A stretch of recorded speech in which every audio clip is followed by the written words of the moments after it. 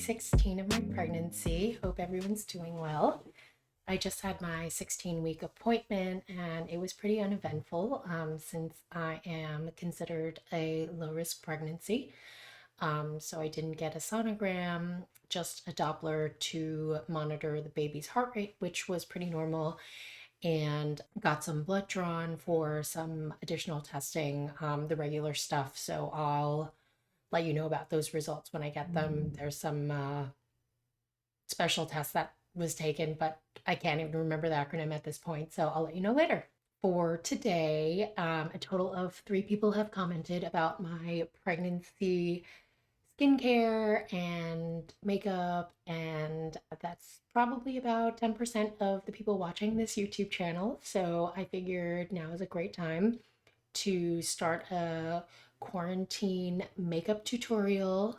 It's probably not a tutorial, it's more like what I'm doing to get ready for these YouTube videos, and on the rare occasions that I do go out, which is almost never.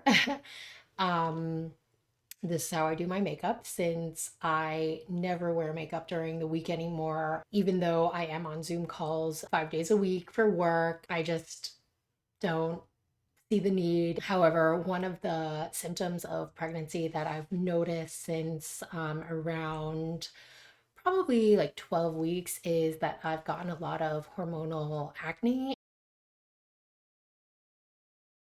So let's get started. I'm going to start with some concealer on my hand to warm it up with some other products that I usually mix together.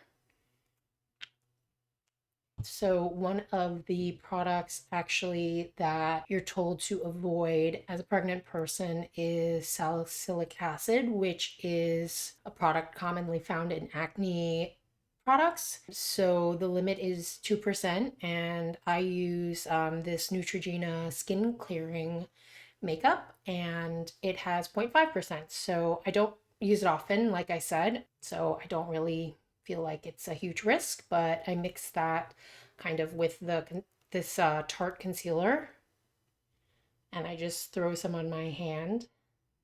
It's a little bit dark because it's probably like a summer or fall shade, beige fresh 70, and I use like a wet beauty blender, and I just throw those two colors together and get in on my face. So I'll let you see all this acne that's happening on my forehead. It's kind of cleared up on my chin area, but sometimes that's a bad area too. But yeah, so just kind of go in on my forehead. The concealer is really light, so sometimes this can look a little weird at the beginning, but I'll go in and fix that later. My nose area is a little red naturally, so get that. And any random red spots. I didn't have acne growing up as a teenager, so this has definitely been a weird experience. I wouldn't call it particularly negative, since I think getting acne in your 30s is kind of like the best possible time, because do I really care? And I just feel like there are so many other things to worry about these days and to stress about. How people think about my skin is probably pretty low on my list. Just grabbing some extra product and bringing it down so I don't look weird below my neck. Another thing that I've learned about pregnancy acne is that you get hyperpigmentation from your pregnancy hormones. What that means is that you have melasma and extra melanin is produced in your skin. So usually when I get any pimples like pre-pregnancy, I would totally go in and pop them because that's just who I am. I'm a picker. It's terrible. I know I'm not supposed to do it. And I've noticed while pregnant that when I do it, it actually leaves quite a red mark. And it was really scary at first. So it's obviously incentive for me to not pick at my skin, which I've been, trying very hard not to do. But every so often, I get the urge and I do pop them, and they do cause some scarring. So hopefully those don't last forever, but it's definitely a consideration if you're a picker like me and you're pregnant. Don't do it. It's so annoying that like everyone's right about this, but just don't pick your skin. It's just not worth it. So the next thing that I use is my Naked palette, which is super old, but like tried and true, and I just love it and it's easy. I replaced the brush a long time ago and I have no idea where I found this, probably a drugstore, but it's double-ended and I just love how floofy this end is, and it just works for me. I use Sin a lot, which is why it's the only thing that's hit pan at this point as my base. And I just kind of go over my entire eyelid. Something that I realized the other day, which is kind of like a maybe unique thing to Asians, is that I realized that my daughter is likely not going to have monolid when she's born, and that didn't freak me out, but it was kind of like, oh my gosh, she's gonna have like a different face than me. And obviously she's gonna look like me, but she's gonna take on these characteristics of Alex, and that's potentially one of them. And if you don't know what monolid is, I'm gonna use some toasted right now to just do like a half moon situation. Monolid is when you don't have an eyelid crease like me. So growing up doing my makeup has been very different than my friends, because when I close and open my eyes, my eyelids actually go like underneath. So makeup has to sit differently for it to be seen. And it took me a while to kind of figure that out. And I'm kind of doing a bad job because it's really hard to do in camera and not in a mirror. Yeah, my daughter is probably not going to have monolid, and it's a weird thing. And not that I dislike it, but it's one of those like cultural things that, people talk about and have talked about for decades, if not centuries. This idea of like the Western eye, and I don't know, I'm just kind of like feeling feelings about it. Okay, so another thing that I use this palette for is to kind of put some powder on my eyebrows. This is a thing that I found on YouTube years ago, and it's been super efficient to be able to use one palette to do like a lot of things on my face. So I still do it pretty often. I use Darkhorse, which is this color right here, and I just use it to kind of fill in my eyebrows.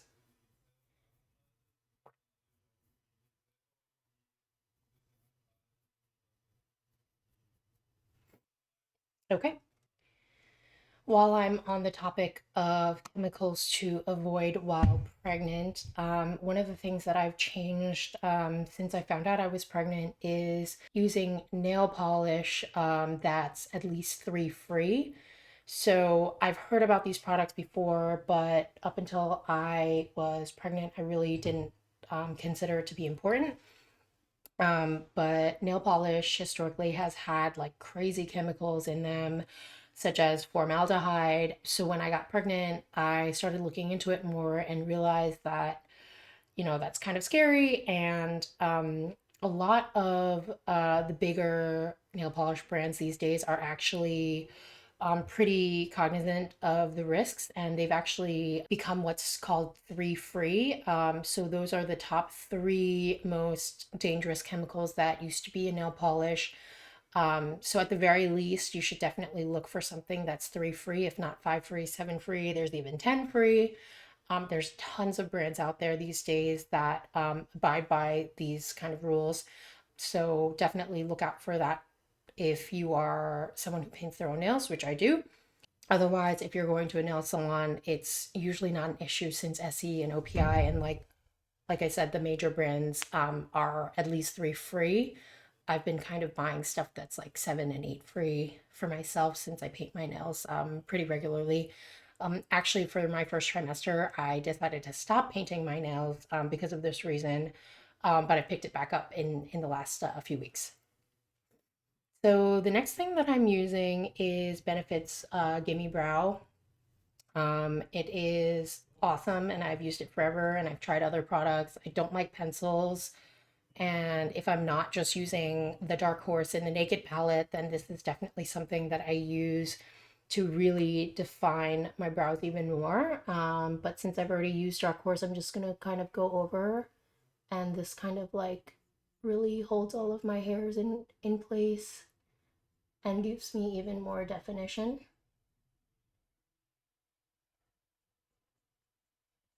It's that like boyfriend brow, I suppose, look. So another symptom of pregnancy that I have been dealing with in the last, I would say, 4 weeks, is lightheadedness. After the 12-week mark, I started reading the second trimester symptoms that I should be expecting, and the first one that I read about was being dizzy and lightheaded. And I guess I didn't take it seriously because I was feeling those symptoms already from the get-go. And I'd mentioned this in my other video about how I would, be pretty careful about getting up from bed and like from when I was sitting. And so I really thought I had a handle on this already. But at week 12, it really started to hit hard. And actually, while I was out shopping at Barnes& and Noble about 4 weeks ago, I actually ended up fainting. I don't know if you've ever fainted before. I've only ever fainted, like fully fainted, blacked out one time in my life in a really intense kickboxing class. So, and that was about 10 years ago. So it's not something that happens to me normally or regularly. And it was really scary. I was feeling fine all day. I had just eaten lunch maybe an hour or two ago and decided to look for a jigsaw puzzle because quarantine. And so Alex and I were in the store and I wasn't feeling well. So I went to walk to the bathroom and there was a line, and I decided to crouch down because I was just feeling so lightheaded at that point, and I fainted, completely lost consciousness, and woke up on the ground in like the Barnes and Noble bathroom in Union Square. And it was really scary. I mean, I don't think I was out for more than a few seconds, but there were people all around. So thankfully, they were able to go get Alex, who was downstairs, and come and get me. And I didn't end up, going to the hospital or anything, but we went home and I just like didn't feel myself for the rest of the day and probably not for like another day and a half. And I did end up calling my OB, and she kind of went through some of the like reasons why that might have happened. And, it's stuff like low blood pressure or low sugar or dehydration. And we kind of ruled out low blood sugar because I had just eaten. So it was really, a probably like a one-time issue with low blood pressure, and that definitely correlates with dehydration if I'm not drinking enough water. And that is definitely something that I would say that I wasn't taking seriously from all of the, generic suggestions that you get as soon as you're pregnant. Make sure you drink a lot of water, make sure you take it easy, Like all of these things were very like cliche. In hindsight, are super important. So I talked to a friend of mine whose wife is a pediatrician, and he was super nice and bought me a water counting bottle, which I have here. And I can just remove these rubber bands as I'm drinking them. So I get my 2 liters plus of water every day, and it's been super helpful. I haven't had an episode since, but I did end up going to a cardiologist out of just like extreme precaution, as suggested by my OB. I got like an EKG, a heart sonogram. I wore a 24-hour Holter just to make sure there were no strange issues. In the end, there was nothing wrong, but it was definitely like an eye-opening moment to really make sure that you're kind of following these all of these cliche suggestions once you become pregnant. It's not like an apple a day keeps the doctor away. It's like drink all of your water, take it easy. It's real. Like these things can happen, and even if you're super healthy and athletic before pregnancy, things do change as you become more and more pregnant, and your body is undergoing so many changes. And I've mentioned this before, but your blood volume nearly doubles in the time that you become pregnant to when you deliver. So it's just a lot of changes, and you're going to feel them in some small way or in a large way. So just, listen to your body and be careful. So on my makeup journey over here, I'm just going to use a purple color Almay liquid eyeliner. I don't like using black because I feel like it's too stark on my face, especially since I don't wear makeup very often. I just feel like this looks a lot more natural and just is more my vibe. So I'm gonna put this in my monolid situation here. For my everyday look, it's usually just pretty close to my eye. And I don't usually do a wing unless I'm like really going out, and I'm not doing that. So I'm just gonna do like my normal look here.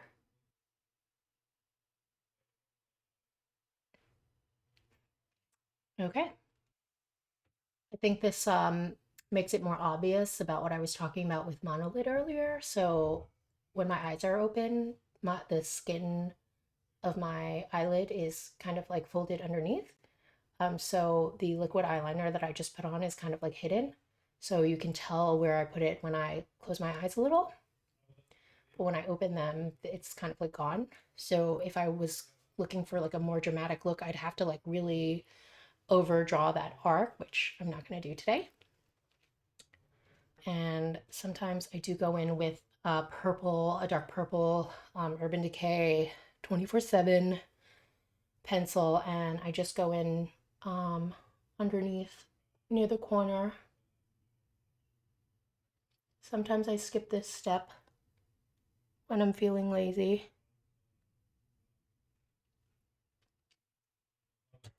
And then I will use my Naked palette again and go in with a Hustle, just the third.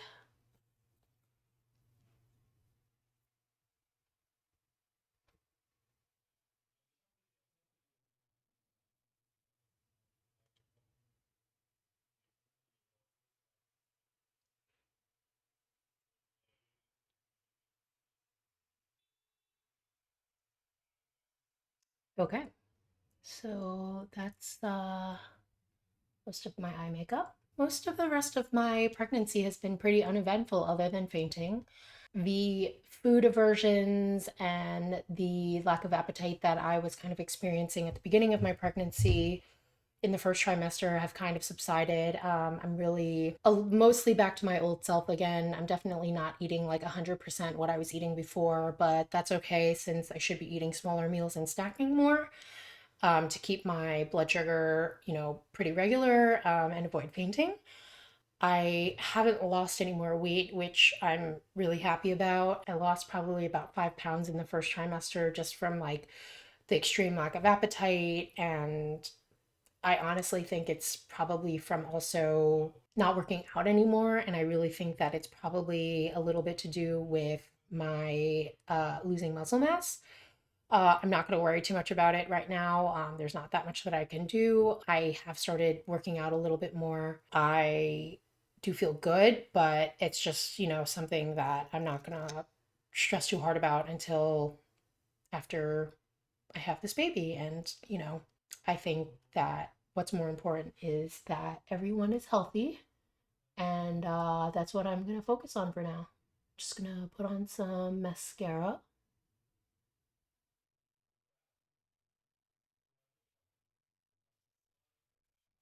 I'm using this L'Oreal telescopic from the drugstore. I really like the brush. It's like super skinny and like has these like plasticky bristles that I just really like a lot.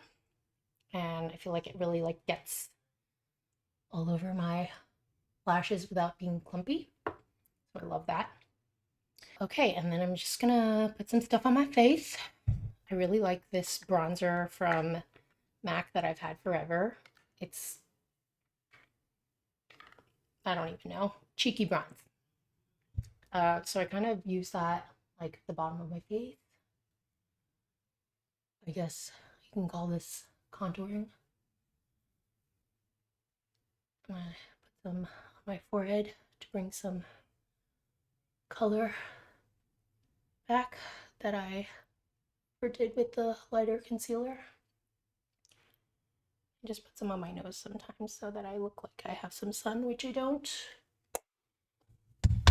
And then I use a Tarte blush called Party.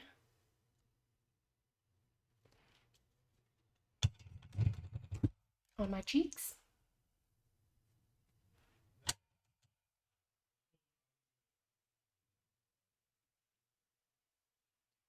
Kind of just go over everything with my nose, or over my nose, just to kind of make it look natural. And then this is kind of my like hilarious makeup product that is so old. I honestly don't even know if it's found in America, where I bought it. I'm fairly certain I bought this in Hong Kong like a long time ago. I'm not even gonna try to guess how long ago, but it's Cynthia Rowley Modefinish cheek color. And I got it before highlighting was a thing, and it's really old. Look at that pan. But it adds this really nice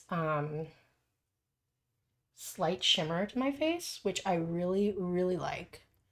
It's not a crazy highlight that like you can see from Mars, but like when you're up close and in person, it just is like a little bit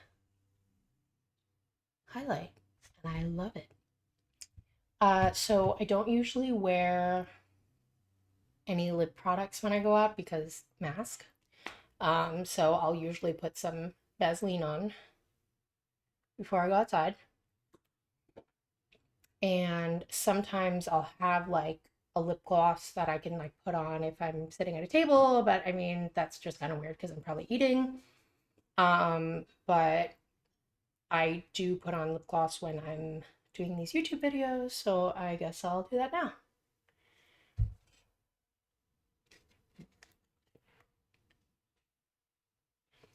Okay. Uh, I've done it. I've done my makeup on video. That was a lot harder than I thought it would be. I think I look pretty normal. Been fun. And then I think the last thing that I wanted to do was give a bump date since some people ask.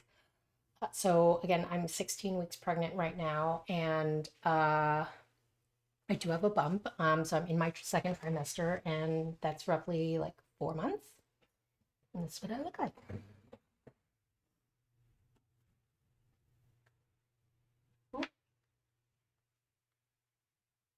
I don't know if you can tell.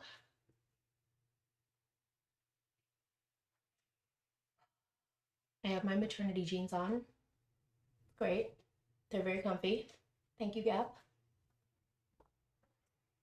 And I will be back at my 20 weeks when I get a really fun sonogram appointment. I just found out last week that they're lifting the ban on visitors accompanying. So this will be the first appointment that Alex gets to go to, and it's going to be a really in-depth anatomy scan, and I'm just really pumped. So looking forward to that and hope to talk to some of you guys soon. Hope to see some of you guys soon. Hope you're getting vaccinated. Hope you're staying healthy and safe, and see you soon.